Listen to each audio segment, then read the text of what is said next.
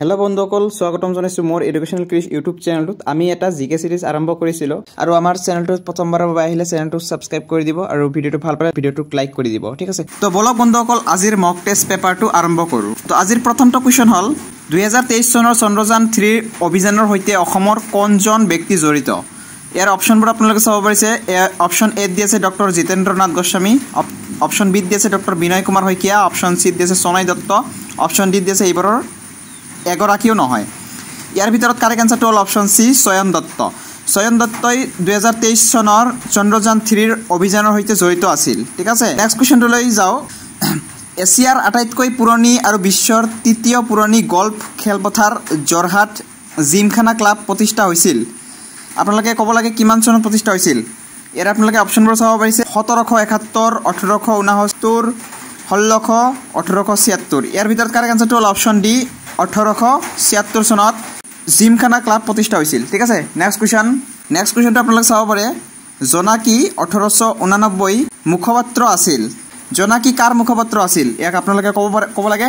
আপোনালোকে অপশ্যনবোৰ চাব পাৰিছে। হেমকক, অসমীয়া ভাষা উন্নতি সাধিনী সভা, অসম এছ'চিয়েশ্যন, সদৌ অসম ছাত্ৰ সন্থা।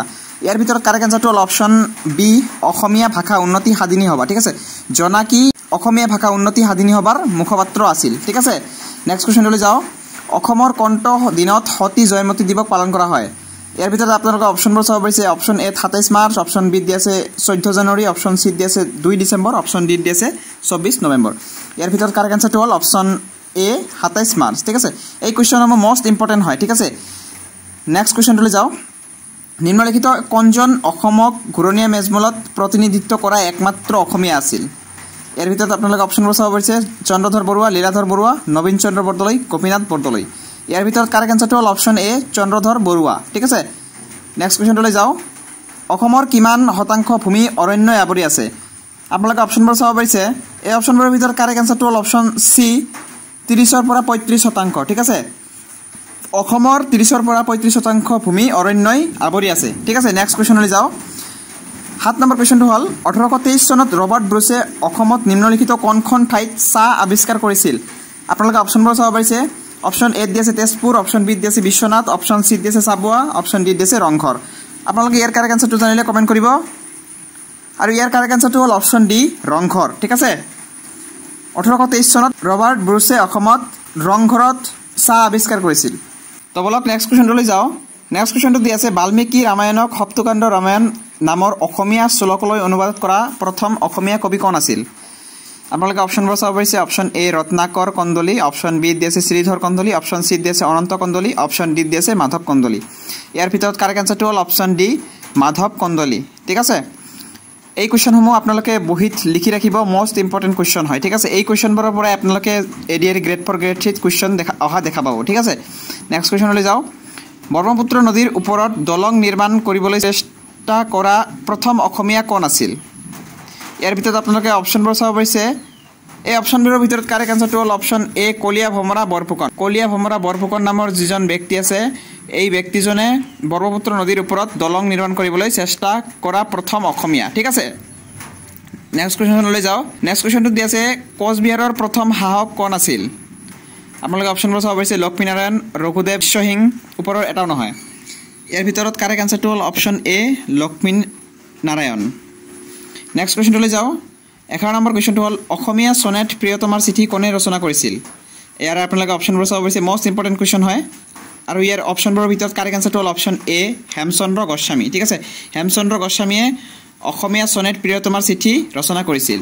নেক্সট কুৱেশ্যনটোলৈ যাওঁ। নেক্সট কুৱেশ্যনটোত দি আছে যে 1228 চনত পৃথুক হত্যা কৰা ইলতুৎমিছৰ পুত্ৰৰ নাম কি আছিল?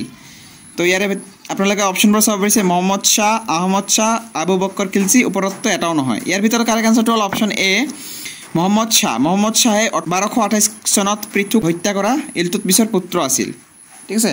নেক্সট কুৱেশ্যনটোলৈ যাওঁ। কোনখন ৰাজ্য বা কেন্দ্ৰীয় শাসিত অঞ্চলত ভাৰতৰ প্ৰথমখন অনলাইন গেমিং উৎকৃষ্টতা কেন্দ্ৰ স্থাপন কৰা হ'ব? আপোনালোকে অপশ্যনবোৰ চাব পাৰিছে।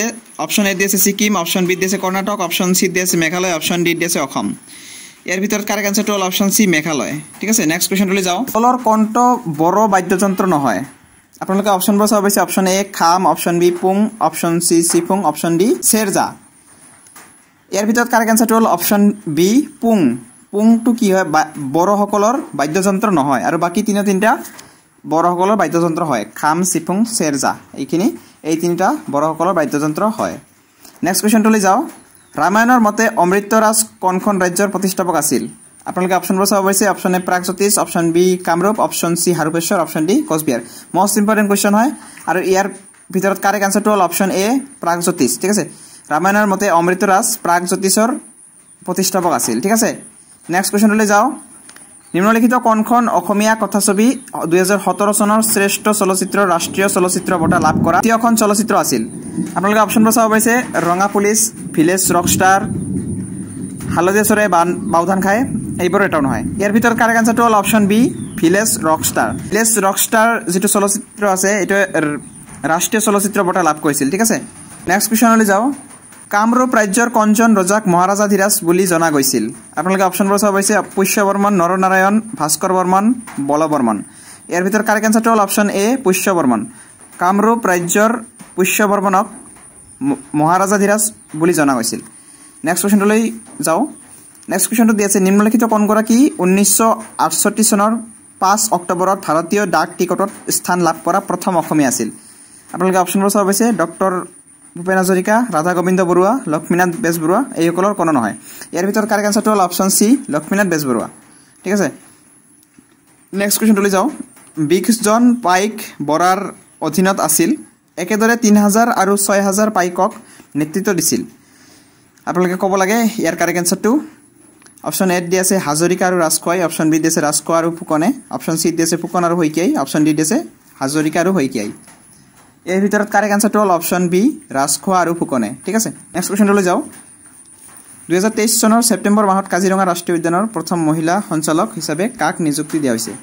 আপোনালোকে অপশ্যনবোৰ চাব পাৰিছে অজন্তা নেওগ সোণালী খক ময়ূৰী দত্ত এইসকলৰ কোনো নহয় ইয়াৰ ভিতৰত কাৰেক্ট আনসাৰটো হ'ল অপশ্যন বি সোণালী খক 2023 চনৰ ছেপ্টেম্বৰ মাহত কাজিৰঙা ৰাষ্ট্ৰীয় উদ্যানৰ প্ৰথম মহিলা সঞ্চালক হিচাপে সোণালী খকক নিযুক্তি দিয়া হৈছে ঠিক আছে